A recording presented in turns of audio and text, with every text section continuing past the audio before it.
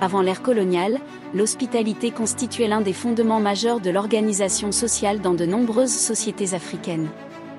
En particulier dans les zones rurales, le village ne se résumait pas à un espace de vie communautaire, il était aussi un lieu d'accueil, parfois improvisé, pour les voyageurs, commerçants, étrangers ou expéditions de passage.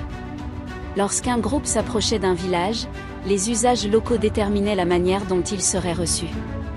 Dans les régions où l'hospitalité était élevée au rang de valeur sacrée, les visiteurs étaient accueillis avec faste.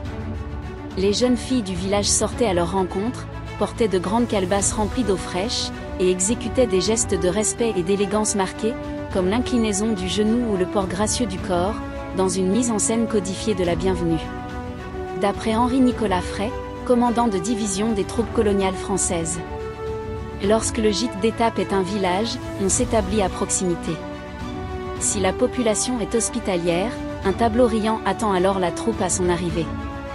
Les jeunes filles du village, dans le simple appareil de la beauté, les jambes nerveuses, le buste fermé, le corps souple et gracieux, se portent à sa rencontre, fléchissant légèrement le genou, par marque de respect, offrent aux soldats altérés une eau rafraîchissante dans de vastes calebasses. Côte occidentale d'Afrique, page 24. Ce premier contact cédait ensuite la place à une réception plus formelle. Le chef du village, accompagné de notables et anciens, s'avançait pour rencontrer le chef du groupe étranger, souvent porteur de dons, produits laitiers, volailles ou bétail.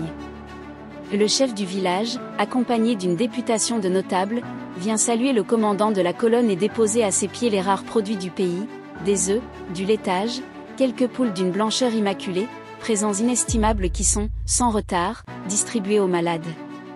Si la guerre a épargné le troupeau, quelques moutons, selon la richesse du village, un ou plusieurs taureaux à la robe luisante, d'un beau noir d'ébène, sont amenés et offerts en grande pompe.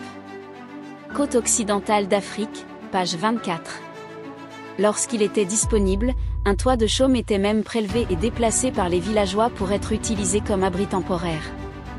Mais déjà un toit de chaume, choisi parmi les plus coquets et les plus fraîchement garnis, a été soulevé, tout d'une pièce, par 20 bras vigoureux, au-dessus de la case qu'il recouvre, et transporté sur l'emplacement du camp. Là, comme par enchantement, quelques abris se trouvent ainsi promptement improvisés. Côte occidentale d'Afrique, page 24. La cérémonie d'accueil comprenait également un moment d'échanges oratoires, de salutations rituelles et de reconnaissance réciproque. Les étrangers participaient à cet échange protocolaire en offrant à leur tour des présents, marquant leur reconnaissance.